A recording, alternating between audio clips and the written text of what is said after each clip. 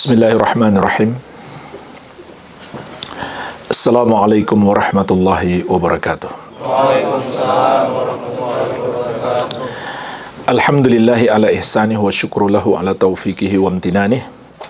Wa ashhadu an la ilaha illallah wahdahu la syarikalah ta'ziman li sya'nih. Wa ashhadu anna Muhammadan abduhu wa rasuluh ad-da'i ila ridwanih. Sallallahu alaihi wa ala alihi wa ashabihi wa ikhwanih. Amma ba'd. Fa ikhwani fid din wa akhawati fillah kaum muslimin wal muslimat rahimani wa rahimakumullah. Semoga Allah Subhanahu wa taala senantiasa mencurahkan rahmatnya kepada kita sekalian. Di antara faidah ilmu yang sangat besar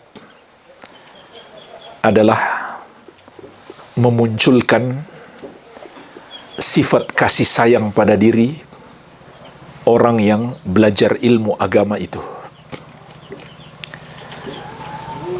Sampai-sampai jamaah sekalian, ada satu hadis yang termasuk hadis yang diistilahkan para ulama dengan nama al-musalsal bil awwaliyah. Hadis yang selalu diriwayatkan pertama sekali. Maksudnya, setiap ulama ahli hadis ketika akan mengajarkan hadis kepada muridnya, maka dia akan mulai dari hadis ini.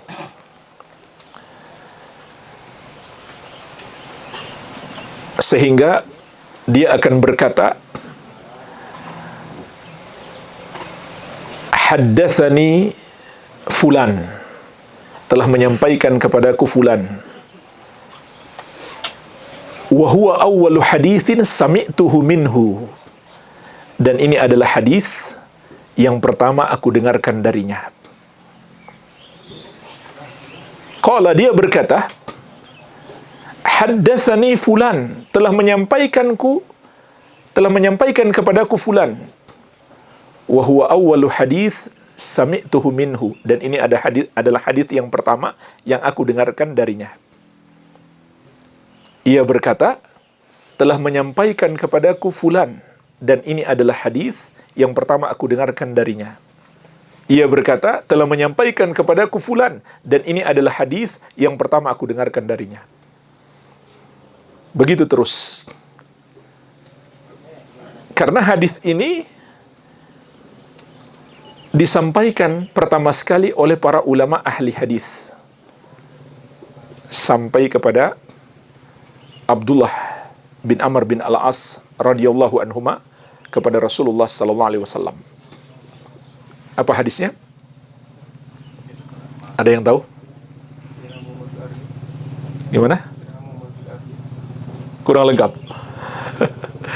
Yang lengkapnya dapat hadiah nih.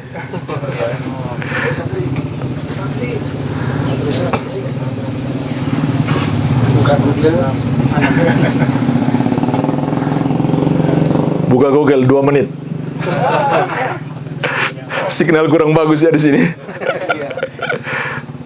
Hadisnya berbunyi, Ar-Rahimun yarhamuhumur Rahman, irhamu man fil ardi yarhamkum man fis sama. Orang-orang yang penyayang disayangi oleh Allah yang Maha Penyayang. Sayangilah makhluk yang di bumi, maka Allah yang di atas langit akan menyayangimu. Kenapa jemaah sekalian? Para ulama memulai dengan hadis ini. Kata Syekh Al-Allamah Saleh Al-Syekh dalam syarah Thalathatil Usul beliau, litanbih ala anna hadzal ilm mabniyun ala rahmah, untuk mengingatkan muridnya bahwa ilmu ini dibangun di atas dasar kasih sayang. Beliau menjelaskan ini ketika mensyarah ucapan penulis Thalathatul Usul, Syekhul Islam Muhammad At-Tamimi rahimahullah, "I'lam rahimakallah," ketahuilah semoga Allah merahmatimu. Jadi kitab Thalathatul Usul itu selalu disisipkan oleh penulis dengan doa. "I'lam rahimakallah," ketahuilah semoga Allah merahmatimu. Jadi sebelum beliau menyampaikan apa yang hendak beliau ajarkan, beliau sisipkan dengan doa, semoga Allah merahmatimu. Untuk mengingatkan, ilmu ini dibangun di atas dasar kasih sayang. Maka inilah jemaah sekalian buah daripada ilmu yang sangat agung. Orang yang menuntut ilmu mestilah menjadi orang yang penyayang. Dan hadis ini mengingatkan kita, sebesar apa kasih sayang kita kepada orang lain, sebesar itu pula kasih sayang Allah kepada kita. Ar-Rahimun yarhamuhumur Rahman. Orang-orang yang penyayang disayangi oleh Allah yang Maha Penyayang. Irhamu man fil ardi yarhamku man fis sama. Sayangilah makhluk yang di bumi, maka Allah yang di langit akan menyayangimu. Menunjukkan kepada kita sebesar apa kasih sayang kita kepada makhluk di bumi, sebesar itu pula kasih sayang Allah kepada kita. Itulah sebabnya orang yang paling disayangi oleh Allah adalah Nabi Muhammad SAW. Karena beliau adalah orang yang paling penyayang. Yang Allah sebutkan dalam Al-Quran, "Laqad ja'akum rasulun min anfusikum azizun alaihi ma'anittum harisun alaikum bil mu'minina raufur rahim." Sungguh telah datang kepada kalian seorang Rasul yang berasal dari diri kalian, yaitu dari jenis manusia. Sangat berat dia rasakan penderitaan kalian. Sangat menginginkan kebaikan untuk kalian. Dan terhadap orang-orang yang beriman, beliau lembut dan penyayang. Inilah sifat Nabi Muhammad SAW yang sepatutnya kita teladani. Allah sebutkan 4 sifat beliau. Sangat berat beliau rasakan penderitaan umatnya. Sangat menginginkan kebaikan untuk mereka. Lembut dan penyayang kepada orang-orang yang beriman. Ini buah daripada ilmu. Buah daripada ilmu. Ada sahabat yang belum banyak belajar. Ketika itu beliau di dekat Rasulullah SAW, kemudian melihat Rasulullah SAW mencium Al-Hasan bin Ali bin Abi Thalib radhiyallahu anhuma, cucu beliau. Kemudian sahabat ini merasa heran. Dan beliau mengatakan, "Innali asyratan minal walad ma qabbaltu minhum ahadan." Ya Rasulullah, saya punya 10 anak. Tidak seorang pun yang pernah aku cium. Maka Rasulullah SAW melihat kepadanya, kemudian bersabda, "Man la yarham la yurham." Barang siapa tidak menyayangi, tidak akan disayangi oleh Allah Subhanahu wa Ta'ala. Nah, dari sini kita bisa memetik pelajaran jemaah sekalian. Kasih sayang itu bukan sekedar perasaan di dalam hati, tapi kasih sayang itu harus dibuktikan kepada anak kita minimal dengan ciuman, pelukan.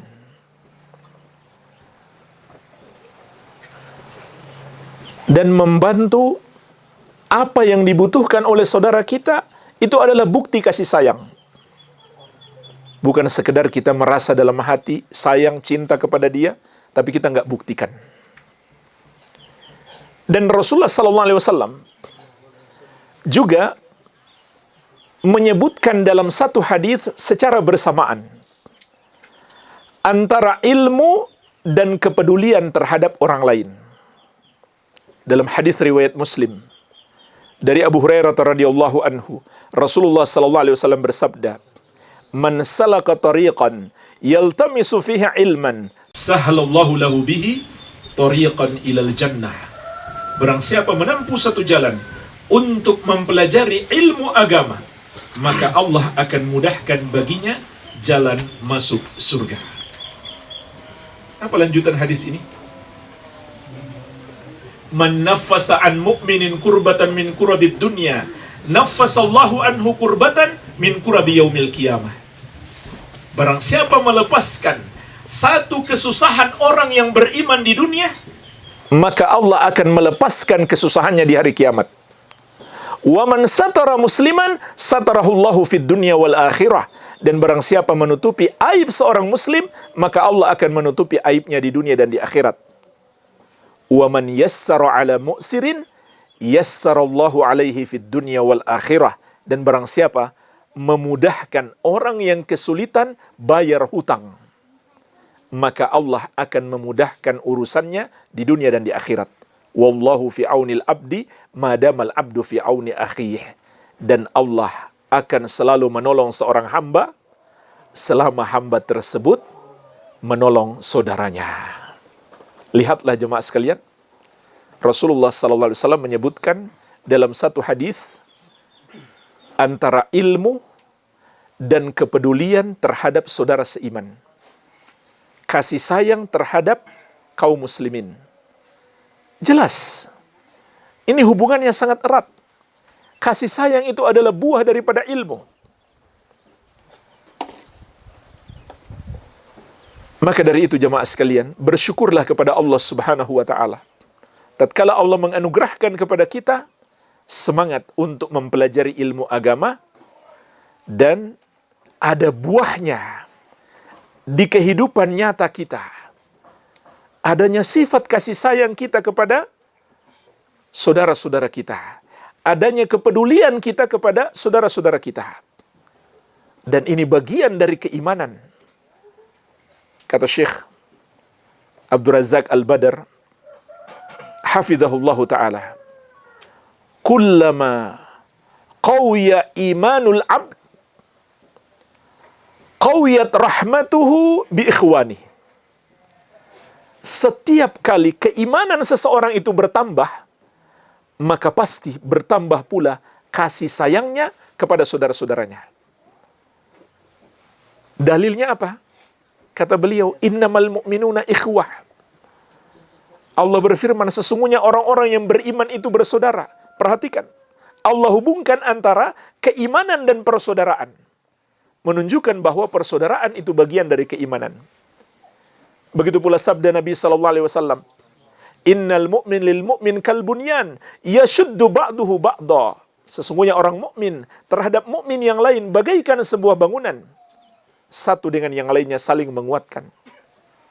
Nabi SAW menghubungkan antara iman dan kepedulian terhadap saudara seiman. Begitu pula sabda Nabi SAW, mathalul mu'minina fi tawadihim wa tarahumihim wa ta'atufihim mathalul jasadi idza ishtaka minhu udwun tada'a lahu sairul jasadi bisahari wal humma. Perumpamaan orang-orang yang beriman dalam hal saling mencintai, menyayangi, dan berlemah lembut di antara mereka bagaikan satu tubuh. Apabila ada satu anggota tubuh merasakan sakit, semuanya akan ikut merasa sakit sampai tidak bisa tidur dan demam. Jadi jemaah sekalian, ini di antara buah penting dalam menuntut ilmu agama. Mesti ada dalam diri kita kasih sayang, kepedulian, kecintaan kepada saudara-saudara kita seiman. Dan inilah yang dicontohkan oleh generasi terbaik, yang kita sering berusaha mengikuti jalan mereka dan menetapkan diri kita bahwa kita adalah pengikut mereka. Tapi jangan cuma di lisan. Jangan pula hanya sebagian. Ikuti mereka dengan ihsan, dengan cara yang terbaik. Maka di antara yang mereka contohkan kepada kita adalah kuatnya persaudaraan. Sampai Allah harumkan perbuatan mereka itu di dalam Al-Quran. وَالَّذِينَ تَبَوَّأُوا الدَّارَ وَالْإِيمَانَ مِنْ قَبْلِهِمْ يُحِبُّونَ مَنْ هَاجَرَ إِلَيْهِمْ وَلَا يَجِدُونَ فِي صُدُورِهِمْ حَاجَةً مِمَّا أُوتُوا وَيُؤْثِرُونَ عَلَى أَنفُسِهِمْ وَلَوْ كَانَ بِهِمْ خَصَاصَةٌ وَمَنْ يُوقَ شُحَّ نَفْسِهِ فَأُولَئِكَ هُمُ الْمُفْلِحُونَ. Dan orang-orang yang telah beriman, dan orang-orang yang telah menempati kota Madinah dan beriman sebelum datang kaum muhajirin. Jadi ayat ini sedang berbicara tentang generasi terbaik Islam, muhajirin dan ansar. Kata Allah, mereka mencintai orang-orang yang berhijrah kepada mereka. Dan tidak mereka dapati dalam hati mereka sedikit pun hasad, rasa iri hati, dengki terhadap anugerah yang Allah berikan kepada saudara mereka. Dan mereka lebih mementingkan saudara mereka daripada diri mereka sendiri. Meskipun yang mereka berikan kepada saudara mereka adalah sesuatu yang mereka butuhkan. Dan barang siapa yang terpelihara dari kekikiran dirinya, mereka itulah orang-orang yang beruntung. Padahal Nabi SAW mengatakan, La yu'minu ahadukum hatta yuhibba li akhih ma yuhibbu li nafsih. Tidak sempurna iman seorang dari kalian sampai dia mencintai satu kebaikan untuk saudaranya sebagaimana dia cintai kebaikan itu untuk dirinya. Tapi jamaah sekalian, yang dicontohkan para sahabat lebih dahsyat daripada itu. Mereka malah lebih mementingkan saudaranya daripada diri mereka sendiri. Wa yu'thiruna ala anfusihim walau kana bihim khasasah. Allah puji mereka. Mereka lebih mementingkan saudara mereka daripada diri mereka sendiri. Walaupun yang mereka berikan kepada saudara mereka sebenarnya mereka juga butuh.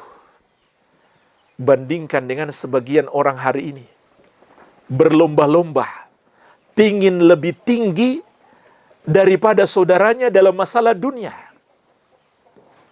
Bukan lebih mementingkan saudaranya, tapi dia pingin selalu bersaing dengan saudaranya. Kalau perlu saudaranya diblokir. Tidak bisa seperti dia dalam kekayaan dunia. Ini tidak seperti akhlak para sahabat. Luar biasa para sahabat Nabi SAW. Namun sangat disayangkan, kisah persaudaraan para sahabat hari ini hampir menjadi dongeng.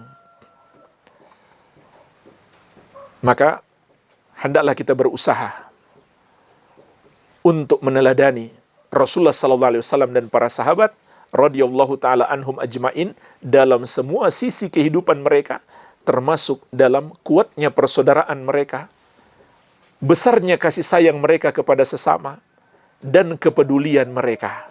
Bahkan lebih mementingkan saudaranya sesama muslim daripada diri mereka sendiri. Tapi yang perlu saya ingatkan juga jemaah sekalian, memperhatikan orang lain, yang paling utama adalah keluarga. Jangan sampai malah kebalik, kita perhatikan orang lain, keluarga kita ditelantarkan. Maka ini tidak benar. Ini tidak boleh.